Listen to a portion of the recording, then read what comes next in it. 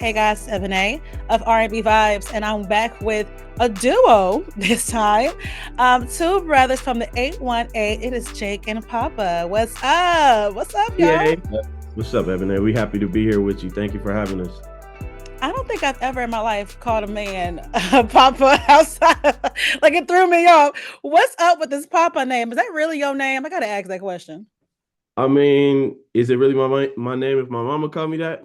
Yeah, yeah. Where did Papa come from? So when I was born, they say that I acted like an old man as a baby. So I've been being called Papa my whole entire life.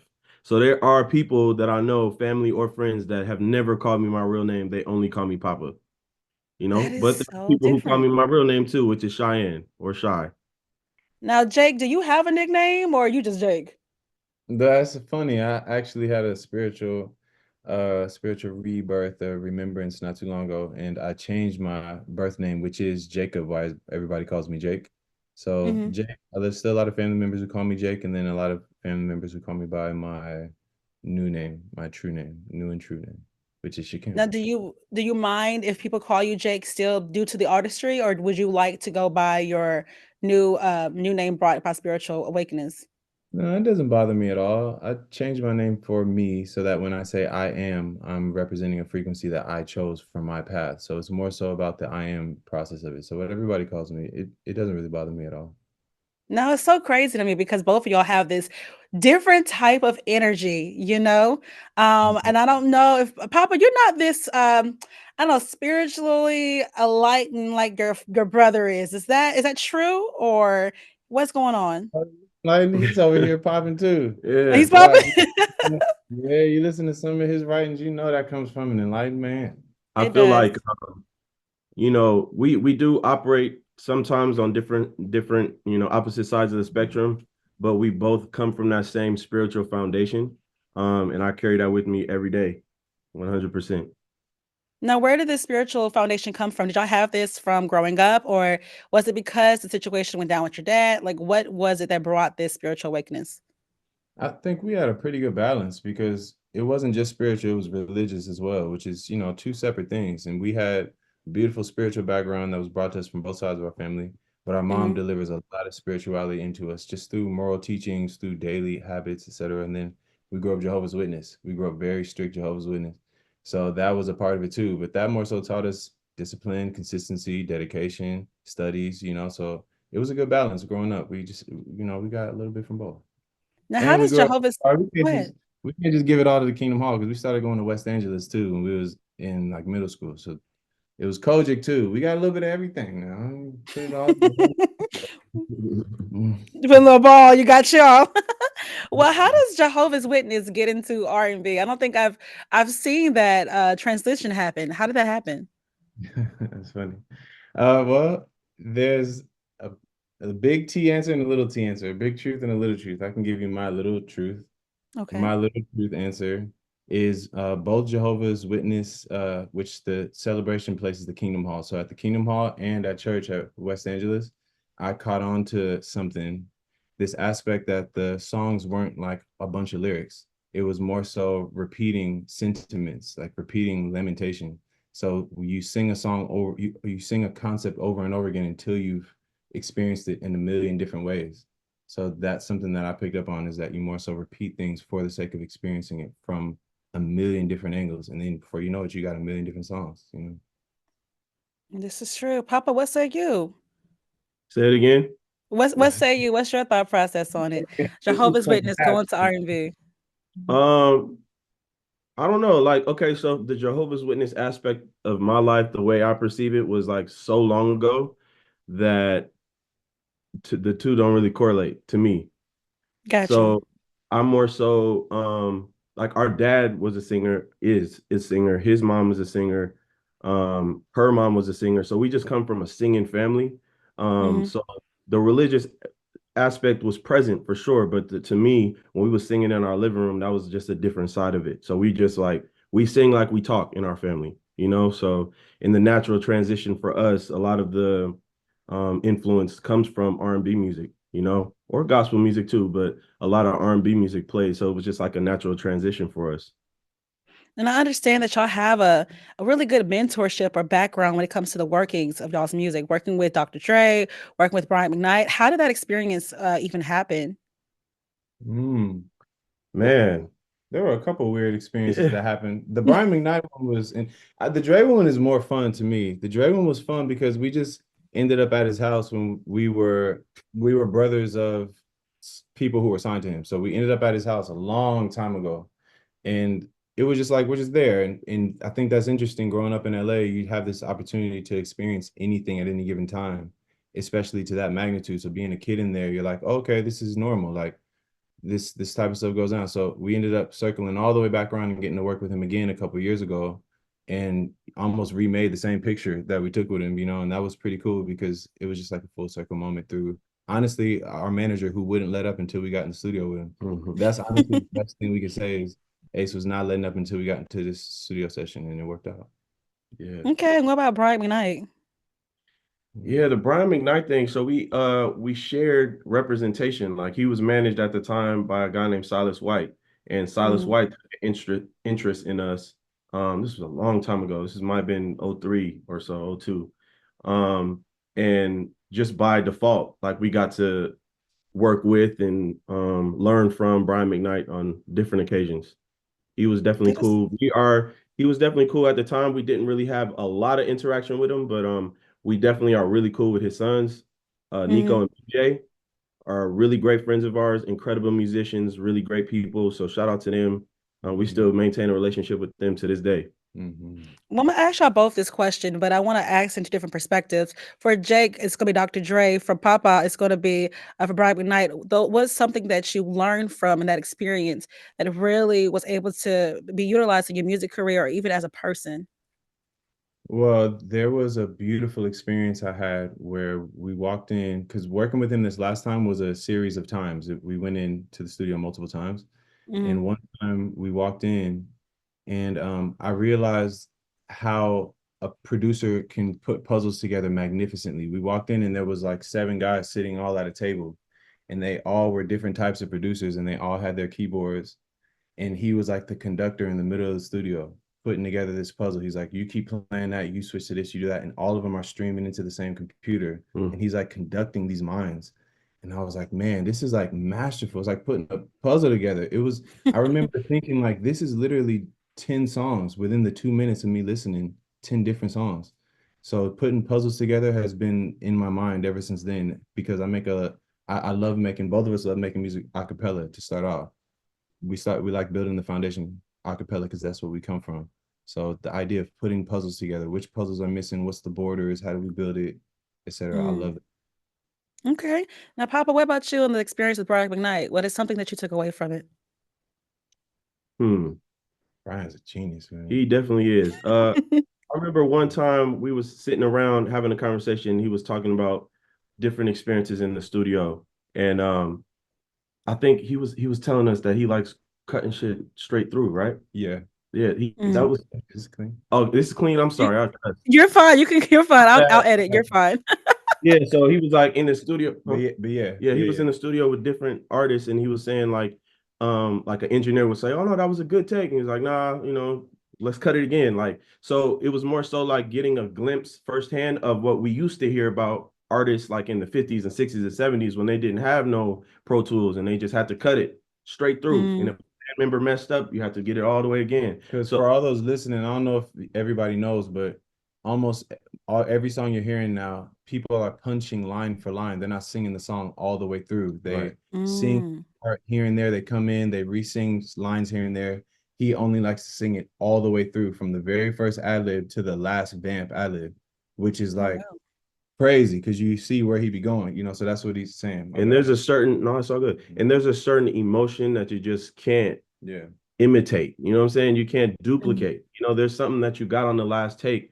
If you try 50, 11 times to try to get it again, it's not going to come out the same way. You know what I'm saying? So mm, I definitely learned that from him. I'm not saying that I do that, but it's definitely something that it's definitely something that I took in and digested and tried to apply to my grind, just a I got perfection you. aspect. Yeah. No, it's so funny to me how in tune y'all are with each other. You know, the way that y'all speak, you know how to speak with each other. Y'all know how to just know each other's vibe. Were y'all always this way as brothers? Because I Almost have a like we sister. brothers or something. It's Yeah, crazy. it's because even though it's a big family, me and him are the closest in age, and we're smack dab in the middle. So we were always like just binded at the hip. Everybody, it's like 30, what is it, 13 of us all together, and Mhm. everybody has like the different ways that Pause. they I'm sorry. How many people? 13, 13 all together. All together. I mean, sprinkled across the US, Swing some in across the Mexico. U.S., you know. Got it. Woo. Yeah. It's a I number would say still. though, a huge part of that is our mom though. Like, Mm, everybody's gonna have a different experience coming up in the same household. Like, our mom was like this. Like, nah, our mom was like this. Because we're the same. We're close in age. We had the same group of friends, along with the same foundation. I think it just allows us to be able to communicate on the same level for the most part. so y'all don't really argue, do y'all? You know, I remember at one point realizing the only thing we argued about was track listing. That was like, it was like we don't really argue. There's nothing to really argue You about. know what though? When we do argue, it's about something substantial. It's about Mhm. passion. We both passionate about what we do. So it's Mm. not necessarily like, nigga, you get on my nerves, you make me sick. It's more so like I'm passionate about this and so are you, but let's just find a way to, Mhm. make it harmonic. See, it's interesting to me because as you're going through the music industry, which is hard, having these experience with Dr. Dre and Bright McKnight, and then there's one more person we're going to get into in a second. It's it's good to have someone that you know, have someone that you love, and someone that can be someone you can rely on, and so many people that go in the industry and don't have no one at all. And they Mhm. get into bad situations, bad deals, bad rooms. And it has to feel so comforting to have someone that's your family that you love right there beside you.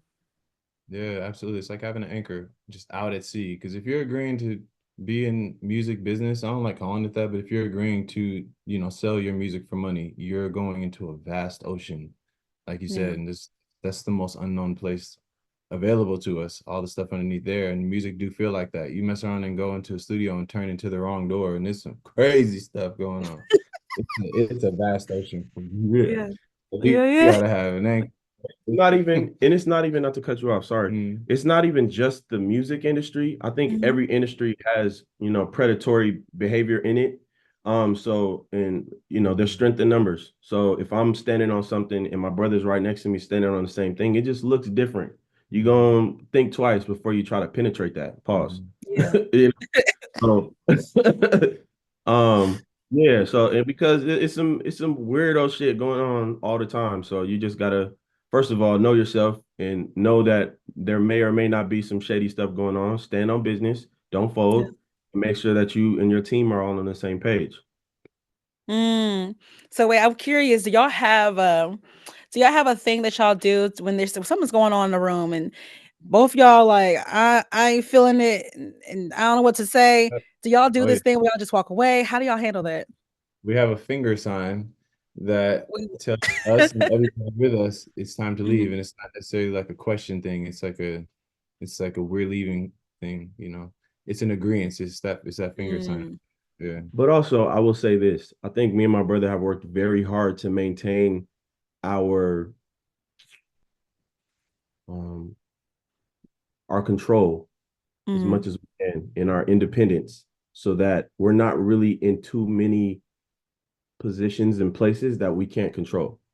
So there hasn't Got really it. been too many situations like that. Like I can't really think of too many. But it's because of how we operate and how we move. You know what I'm saying? And I like to think that when we come up in the room, people don't really think that they can do some weirdo shit in front of us. I'd like to think that. Some people can't help it, but Mhm. I can't really say that I've experienced. There's like been one experience where, a producer was like indirectly, it wasn't even blatant. He was like indirectly kind of trying to test, you know what I'm saying? And Mhm. we had to put a period on the sentence like real fast, real fast. And then it was I can get never that. it was never a problem ever again. Well, I love how, like I said before, y'all in tune, y'all watch out for each other. Now, if I had to guess the characteristics of each, how could I figure out which ones? I know both of y'all are lovers and fighters, but which one is that lover and the fighter? I would think it'd be Jake as the fighter and then Papa as a lover. But when you talk to y'all, it's separate. It's the opposite. It's a different way. Papa, you got this. Listen, this is what it is. Roll up on me. But then Jake, you're like, it's cool. Peace, love, and blessings. So Hey, hey. is that true? Is that like literally y'all's characteristics? Because I'm loving this right now. Man, he said something really important earlier that said, no two kids are raised the same. No two kids look at the household the same. That's Yeah. that's a fact. Like that, there's something real about that because we got the same gumbo. Like we're Creole, right? So I know I keep Mhm. using that analogy, but we're Creole. We got the same gumbo growing up, but everybody responds differently. You meet your mom in a different time, you meet your dad at a different time, you look at your dad differently, you look at your brothers differently. So we got the same stuff. I think it's just what life required of us, pulled out different aspects of it individually. So we have I'm just just different. appreciating it. Yeah, yeah. Because It's we both love to fight. We both are lovers. We're both very passionate. We have different kinds of passion. That's the fun part, is when you watch us, you see it's kind of different. It's yeah. fun, you know.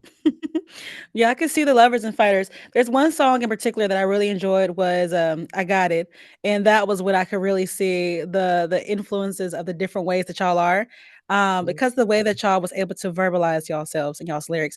How does the songwriting come into it? How does that work when it comes to you two? Oh, that's beautiful, beautiful. As far as what? How does As it go? far Like as how process? do y'all get the process, because it's two different mindsets, it's two different Yeah. ways of a perspective that a thing can come out when it comes to a song.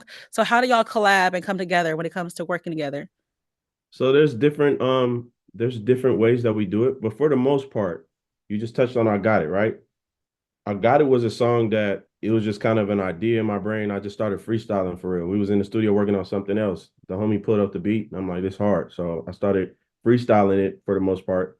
And Jake came in the room, he heard it, he liked it, he added his second verse. So that's one way. Mhm, And that works vice versa too. Jacob will start on something and send it to me. Um, Another way is we've had experiences where we're writing for another artist, and the artist is in the room, so we'll pick their brain and we'll talk to them, find out what they like, and they'll put the beat on. We'll start vibing. We're very respectful of the creative process. So if I see Jake and mhm, he's in a certain zone, I know what he looks like when he's in his zone. So I'll just be like, "Oh, he's in his zone." I'll ask him, "You got something to this?" "I'm working something out." Bet. I'll fall back. Let him mm, see. Let him get his idea out. Then he'll tell me the idea, and then I'll bounce in on that idea. You know what I'm saying? So mm, it's fluid. It works for us. We've been in situations with other writers where everybody's trying to put in a line here, put in a line here. That sucks. You know what I'm saying? It's like, can you imagine? You imagine you on a panel, man, you on a yeah, panel, and you're probably, or a TED talk or something. You're trying to, you know, say a certain, deliver a certain message, and then every line somebody else is saying, yeah, and this, and this person say, yeah, and that, and it's It's like, like I'm actually trying to get to. matter of fact, y'all handle it. I y'all remember got it, don't worry about it. in the studio, it was probably 12 people in that studio. Everybody was writers, and we was all trying to come up with the last line of the second verse. And I remember thinking after like 8 minutes of it, I was like, this is the most ridiculous experience I've ever had. This is stupid. Never seen nothing like this. This, to me, that's not real. Like, there's Yeah. never really a time where you're gonna say the perfect thing ever. You know what I'm saying? Yeah. Music is about feeling. It's about authenticity, transparency, in my opinion, vulnerability. So it's like I may look back at something a year ago and be like, damn, I wish I would have said it like this, but I didn't. I said the line, and you know what? They singing it at the show, so they don't think nothing's wrong with it. So next time I find a more funneled way to say it, but last time it worked. So Yeah. yeah, I don't really like that too much. Mhm. Well, I'll definitely put out songs that make you feel. There's one song in particular I want to know the roots behind because it made me question. Um, Dear Father slash last song. Is that right? Oh, yeah, yeah. It was just interesting to me because it really was two different minds. And I don't know why, but for me, I took it as a personal thing. But what it was really the story behind it. Behind the songs being different or behind the songs individually? Behind the songs individually, yeah. Yeah, because the songs on the project aren't together; they're separate. Yeah. But we chose to do the video with the songs together. Yeah. Well, Mm, we have been saying this whole time, there's an aspect we keep turning back to, which is we are very similar, but then we have our individuality that shines in different ways.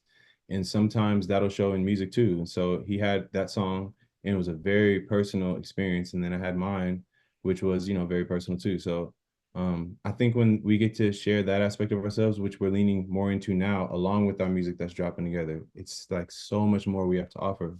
So I know Dear Father for me was, I've battled with stints of depression before, and that one was more so actually coming out of the depression and climbing out of it, wondering now that I'm out of this murky waters and I'm about to clean myself, like what the heck now? Because I'm starting off with zero. Everybody who mhm. knows you bottom emotionally and spiritually, it's just zero, it's empty. So I'm like, I know I have a God that I can lean on, and that's about it. So that's my conversation with it. Like, come on, I need you to give me something. You gotta send me Yeah. something. I'm here fighting for you. And I ask these things and it always provides. So that one was like that was that for me. Yeah. Hmm. Okay. Now, see, for me, when I was listening to it as a listener, I really felt it because I think I was probably putting my own personal situations going on that happened when I was a kid with my actual father. And it made me think about that. It made me think about I want your love. I'm looking for your support. I'm looking for you to be there, but you're not. And I'm just wondering, I'm questioning. And then it comes to this situation where it's, all right, I'm doing this is it. This is all I have. I've been giving you all I could do. And I don't have enough anymore. I'm done. So that's how I took it as a listener. And I Well, found it that's incredible to me because everything you just said a lot of us have experienced completely parallel with our relationship with God, yeah. especially because who we perceive as Most High is somewhat indivisible, so somewhat invisible. So you don't really know how to extrapolate it out in the beginning of our journeys. We just think it's not listening to us. We just think it's completely bereft of our awareness. It's like, hey, Mhm. hello, amen, hello, hallelujah. Like I'm doing all the stuff. But and once we start growing, we realize, oh, it works in different layers, and we got to be able to experience the different layers. So everything you just said, I experienced during times of frustration just with my relationship with God. Hmm. So thank Mm. you Okay. for sharing that. Thank you. Yeah, of course. I mean, when I took a deep dive in y'all's music, it was interesting because not just seeing the two different types of individuals you are, but in learning about how y'all showcase love and what love means to y'all. So I found it to be beautiful. One thing that I think listeners can pull away from your music, of course, is feelings, but the colors, the fashion, that is Hmm. also really highly important in y'all's music. I'm assuming, Papa, you're the guy that deals with the fashion part. Is that We correct? both, hey, we both put that shit on in our own little way. You know what I'm saying? But it's definitely something that it just makes me happy. I remember in kindergarten, my mom used to wake me up like, wake up, wake up. If you get up, you can wear your new Raiders hat, or you can wear, you know what I'm saying? I pop back up. Like it's just something that just always makes me. I've dealt with depression heavy since I was 19. I've Mm, had like 3 real bad stints with it, and for me, my therapy is music and putting that shit on. You know what I'm saying? I put a cool outfit on for some reason. For me, it just makes me feel better for that day. And I always tell mhm, people who are dealing with, darkness or depression or whatever, you just take it one day at a time. All you can do is wake up, thank God for the day, for me, put on a cool outfit and just get some fresh air. You know what I'm saying? So that's it. That's turned into a lifestyle brand for us, which is called Rose. Real One Still Exists, which I mhm, designing in daily operations for. And it's more so, like I said, it's a lifestyle brand. And tied in with the music, you talk about the music and what it means to you, the vulnerability aspect of it. My mission for my side of Jake&Papa is to talk to the trying man, and the women who appreciate him. So mhm. when I sing songs like Last Song, it's not it's not necessarily, I'm bragging or trying to be toxic or anything like that. It's more so like I've given everything that I can and I don't know what else I can give. So this is my last song about that. And to me, everybody has that, that moment in their life, whether it be in a relationship or with making money or grind, sometimes with life. Yeah. And it's important, I feel like, to tell these stories and make people feel like they heard, they seen. Well, definitely, I'll do that. I know for me myself, I also battled with depression for a very long time. I had suicidal thoughts and so much going on, and it was so hard to get out of it. It was so hard to find some type of way to pull myself out, and for me, I need, of course, God to do so. I'm curious about that phrase, "Real ones still exist." Was that like a mantra that y'all would say to yourselves to keep you going? Did it start as a motivation thing? Where did that phrase come from? 100%. Yes, I'm glad you asked that.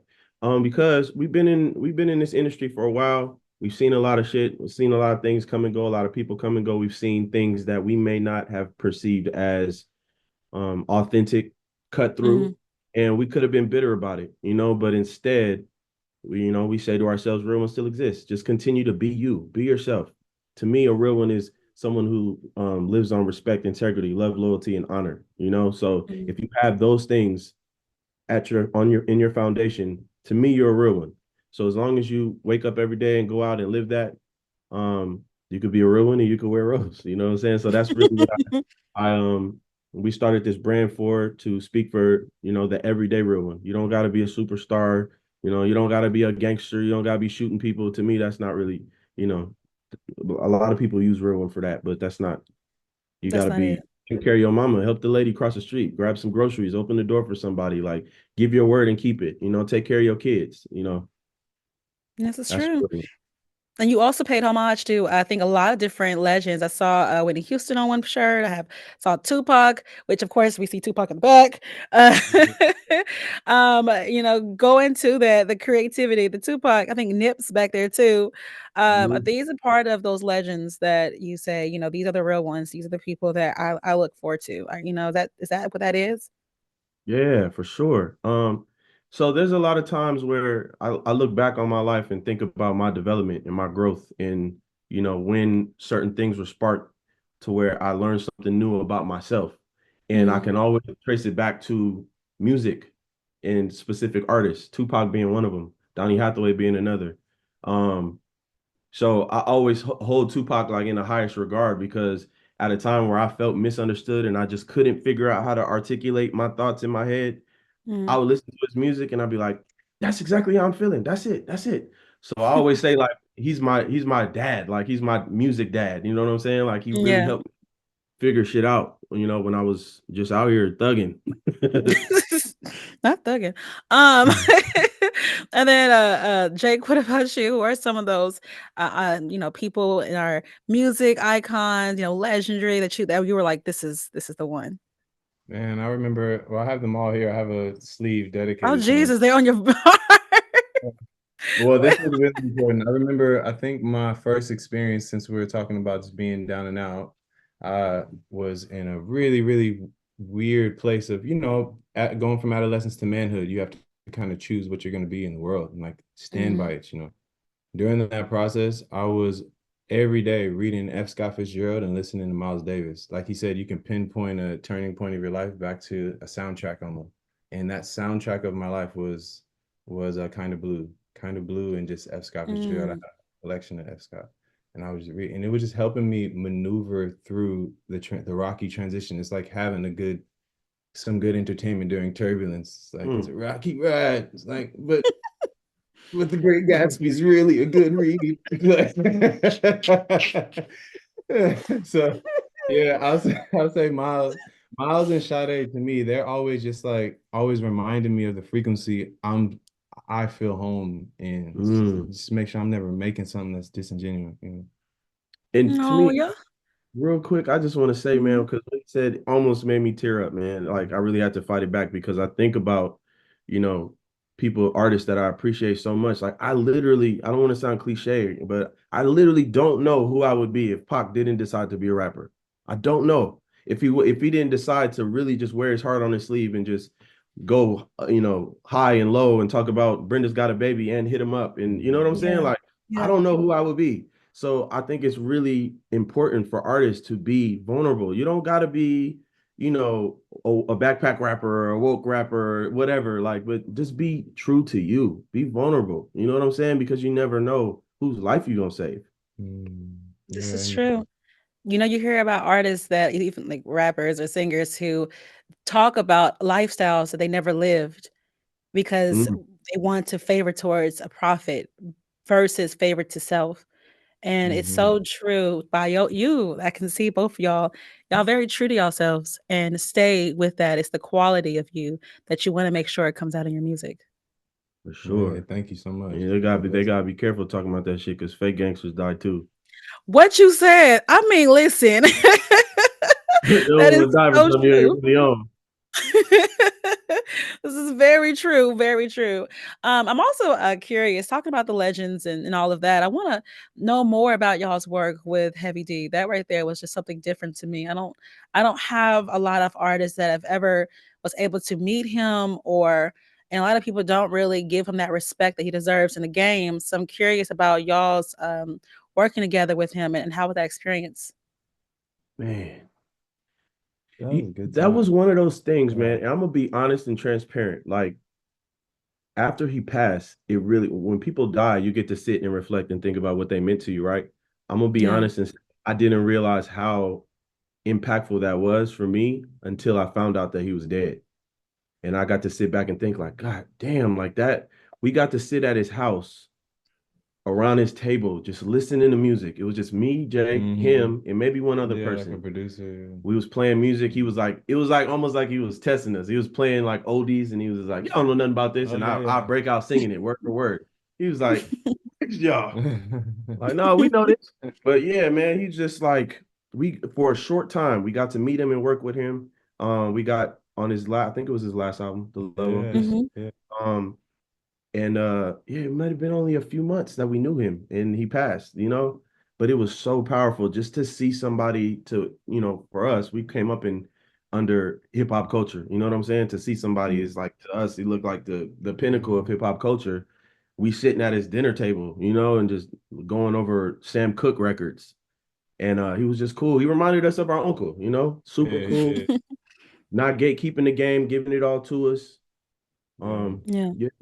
That was one thing I remembered about him is there was no gatekeeping. Like he was, you come into people's lives for such a small window, so it can't be about just the thing you made. It's like what did we get from it? Why did we stop there on the journey to mastery? And one thing that I remember that just blew my mind was he liked the song that we was writing, and people say they're gonna do stuff for you. But he's Mhm. like, I'm gonna call Timberland. I'm gonna be right back because Timberland needs to know who y'all are. I was like, man, it ain't Timberland. People don't understand. Like, what are you talking about? Everyone says all the time. And then he came back here with Timberland on the phone. I was like, oh man, dang. And it wasn't just the fact that he called him, it's that he needed him to know us. Like he wanted to just open up a door for us. And he kept doing that. Like he just kept looking for opportunities to open up a door for us. And you don't really see that a lot. So when it was happening, it was more so like that side-eyeing chihuahua, like, what's going on? Mhm. And like you said, when people pass, it's like, okay, we got to abstract something serious from that. And I just got like, you got to give people opportunities, man. Not everybody's going to be a polished, finished product when they meet you. Maybe you're Yeah. supposed to give them the extra key that they need to get where they're trying to go. Yeah. So that was big for me is just, if you have an opportunity to give somebody, just open up the door, man. Even right now, where you are in your life. And I want to say something to that because we have such this as a people, as Black people, we have this deep rooted thing where we feel like only one of us can make it. So a lot of Mm.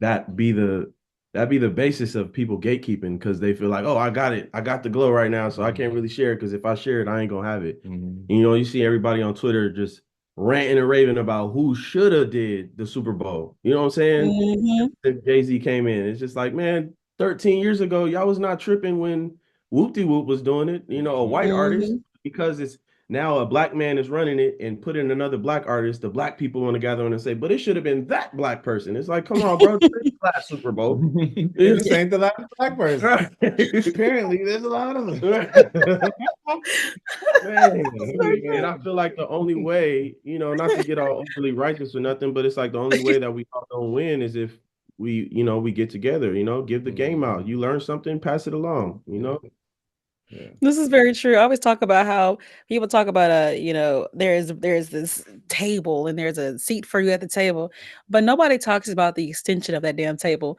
The table is Yeah. long. There's so many Easy different question. chairs. There's so many different types of food. Hell, I'm vegan. There's different types of food. I need vegan food. I need some tofu. Yeah. So so with that being said, don't allow someone that is new trying to understand the whole scope of the game, feel like there's not room for them. There's room for everybody. There's different ways you can go about it, different things you can do. Just respect everyone at the table and take your seat, have your place, and understand that you're welcome. So I think Facts. that definitely for you guys, y'all are welcome in the R&B space. Y'all are so amazing and so valuable. I love, love, love this talk. Now I gotta get into, of course, the whole thing of tattoos and blues. Tattoos? Just Now, think, you get tattooed, take your seat. Yeah, I was literally thinking right now, she just gave me take one. your seat, I nigga. really take your seat. Take your seat. I Now, like it. I know people have actually asked y'all this question, but I have to ask myself, how many tattoos do each of you have? I'm curious. Do y'all know? Um, I think it gets to a point Nah. they all start merging together. Like yeah. I have a whole sleeve on this arm, but I Oh got my them done gosh. at separate times. So do I count each session? Do I count each tattoo? Like I Got think it. count sleeve is one. 20 plus. Let's just say that. 20. Yeah. Okay. Yeah. Somewhere Yeah, between 20 and 30. oh my gosh, that's a lot of tattoos. Tattoos. Well, I personally have always wanted a tattoo. I'm a clean skate. I have no tattoos. I've always wanted one. I'm That's a vagina terrified too. it is freaking. I'm scared. Like needles terrify the crap out of me. They just do. But I want to know, what do tattoos mean to y'all? Y'all are very inked out. Of course, it has to mean something, not just one, but the process of it, getting a tattoo. Is it a release of something? Is it a way of expression? What is it for you? Well, it's all of it. It's so many things, a multitude of things. I'll say my favorite two today. My favorite Mm, two reasons today, because it is a lot of things. It's therapy. The pain itself is a form of therapy. I love all of it. But there's two mm, things. One, our ancestor Loni said something really dope one day. She was like, I like your generation. Instead of putting your art on the walls, you put it on your bodies. I respect that. And ever since then, I was like, mm, dang, you do that.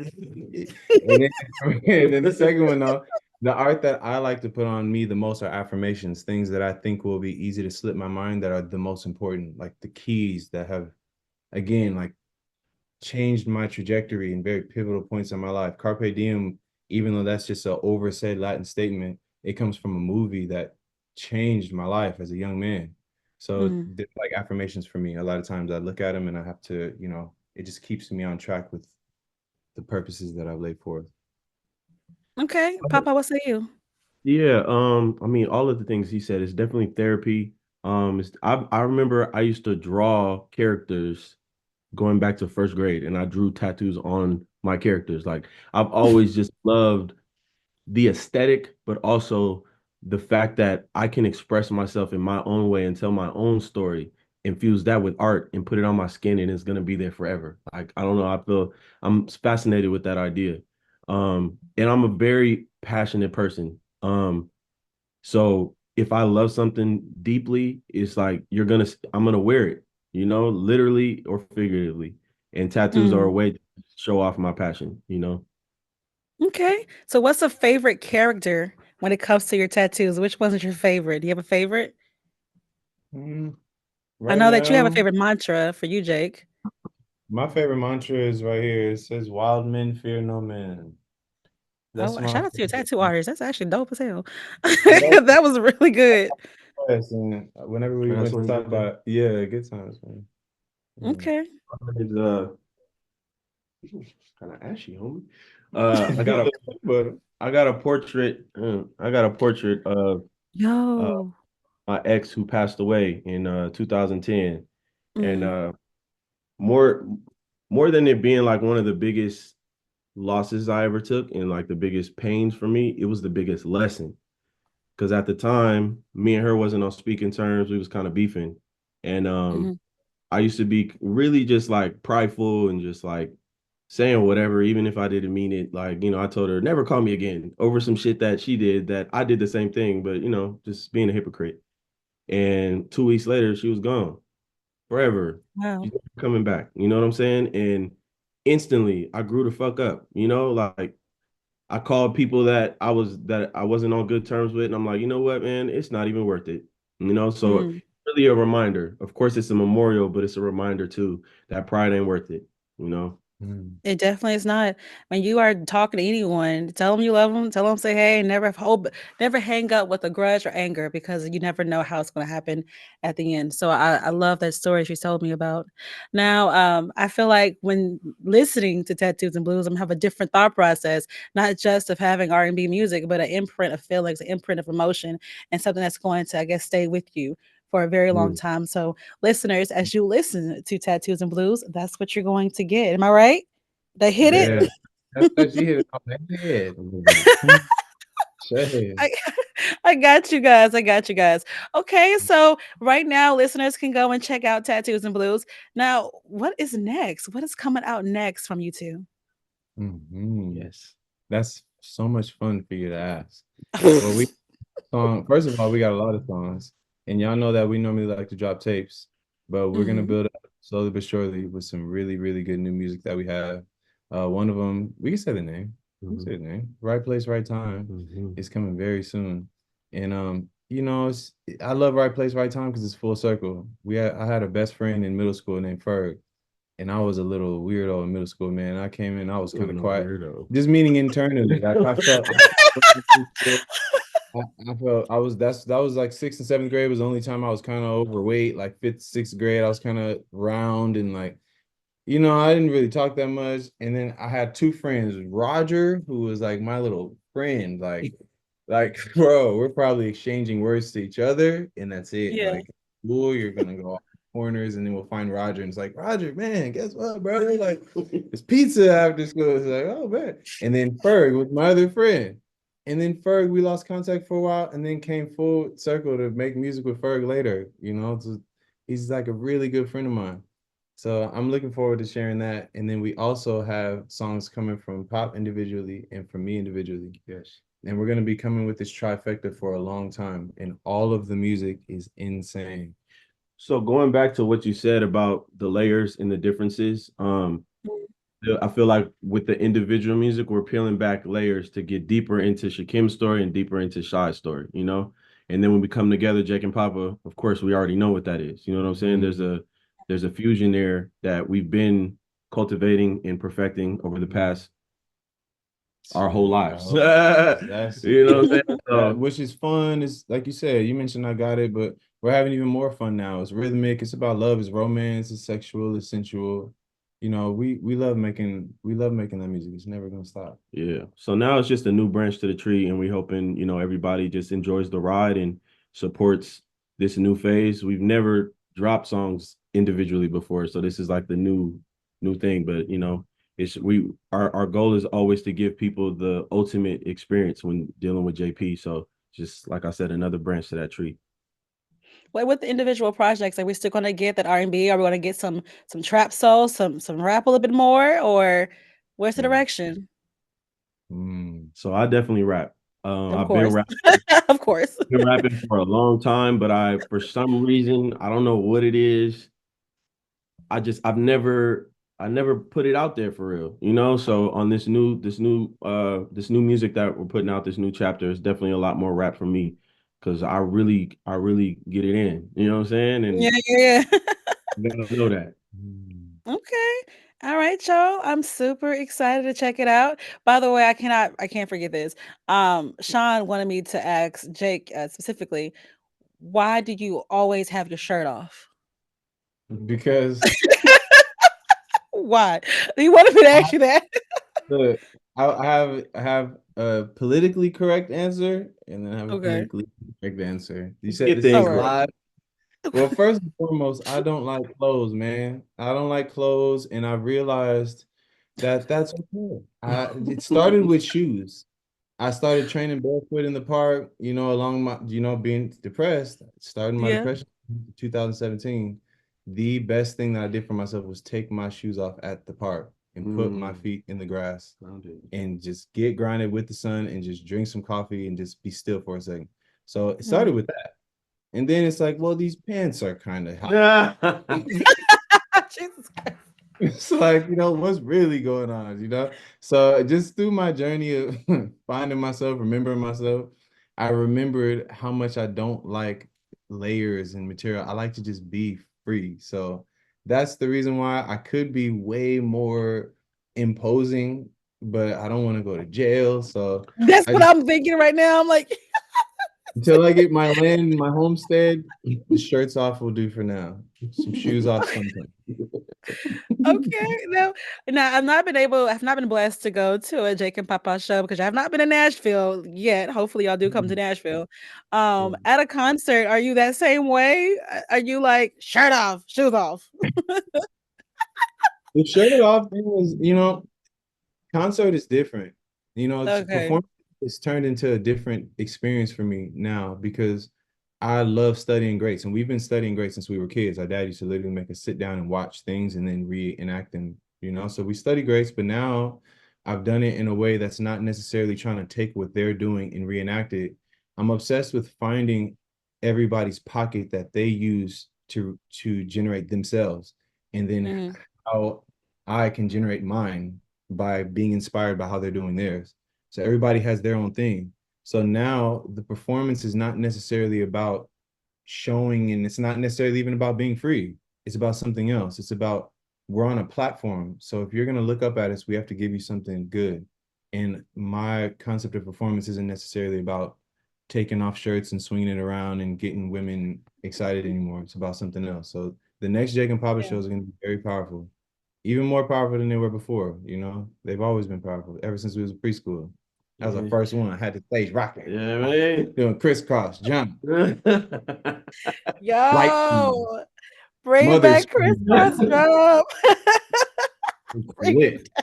But now it's just transcending into bigger, better things, Can't always just take the shirt off. I'm growing locks now. Like, it's not about just exciting It's a women. It's difference. about Yeah, like yeah, being a man. yeah. So Well, can y'all do me a favor as y'all are, doing y'all did a little stop at I think Atlanta. Can y'all just boop, come on to Nashville? It's not that far from Atlanta. I'm just saying, just come on down to Yeah, Nashville. It's not all country and cowboy boots as you may think it is. As been one to of my ex. Nashville before. We just haven't performed there. Yeah, Oh, okay. we actually took a trip to Memphis a yeah, couple years ago. We drove down there from LA. yeah. And Hmm. yeah, we sang, I don't remember It where was it like was. it was a It was blues. like a blues club or Yeah, something. We something. sang there. So we sang in Memphis before. We just haven't performed in Nashville. But we definitely want to come back. We heard it's lit out there too. A lot of people moving out there. They trying to turn it into the new Seattle, huh? Listen, Nashville is something else, and it's a melting pot. So, of course, we Lit. got the country music that goes heavy here, but an R&B scene is beautiful, and then we have a lot of songwriters that come down here. So, please come Mm. on down. We would love to meet you guys here at the studio. I know Yep. my boss would love to see you guys. So, guys, please come on. And where can people check out not just your music? Let's not forget about these amazing shirts. I don't know if Jake wants to Yeah. stand up, but I really love the Yeah. Rose shirts, the Rose shirt line. How can we get that? Yeah, so we have a website. It's called roseworldwide.shop. On the back, man. Rose stands for Real One Still Exists. You dig, and you do know that. Yeah, we actually have a real big revamp coming. We had a very popular piece that we sold in like 2019, 2020. It was a gray patch hoodie with rose across the front. We're Mhm. revamping that, brand new hoodies, elevating the quality, and we'll be dropping that for the fall winter. So look forward to that. Real One Still Exists on Instagram. And can I just put a note on the sweater, man? And he's not gonna say it, but the patches started somewhere. This multicolored patch movement started somewhere, and I just want to say we want to, you want to get this hoodie because if we, everybody's doing it now. A lot of people started picking up on this idea now, but he Mhm. started this really, really long time ago. Okay, So this Papa. this whole patch movement started with something, and the real one still exists is the authentic, especially the gray one. That's the one. So look out for that drop. Yeah. Okay. And then music. How can we get the music? All DSPs, and we about to be dropping. My birthday is coming up on October 28th, so we got to drop something for my birthday. You So got to do Yeah. everybody, something. yeah. We stay in contact with our engineer Adrian, who mixes our stuff every day. So we're gonna have something new over the next probably couple weeks, Yes. and it's not gonna stop. We always say we're not stopping until we get to Coachella, and then we'll renegotiate the terms and agreements. Yeah, maybe Then grab a beer and start again. maybe grab a beer. Yeah. But right now it's nonstop. Well, I can definitely see that very soon. But Coachella for y'all be perfect. And then y'all doing a show here in Nashville. It's all I ask for. Bonnaroo is something. Yeah. Okay, I'm gonna take that sound, but I love that. Well, guys, y'all are incredible. Thank you so much. And y'all, this is Jake and Papa, and you are listening to RnB Vibes FNA. Thanks, y'all.